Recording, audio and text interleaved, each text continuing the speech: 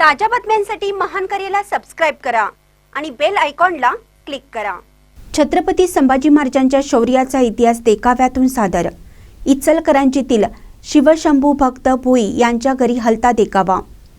इचलकरंजी शहरातील मंगळवार पेठ परिसरात गणेशोत्सवाच्या निमित्ताने समाज प्रबोधन घडवणारा अनोखा देखावा साकारण्यात आला आहे।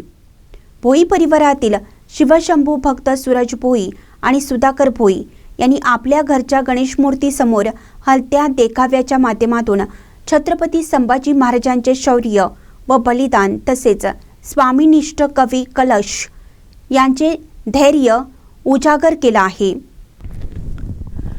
औरंगजेबाच्या अत्याचारानंतरही कवी कलश यांनी डोकं न झुकवता त्यांच्याच दरबारात शौर्य काव्य सादर केल्याचा प्रसंग आणि हिंदू धर्मासाठी छत्रपती संभाजी महाराजांनी दिलेले सर्वोच्च बलिदान या देखाव्यात प्रभावीपणे सादर करण्यात आला आहे।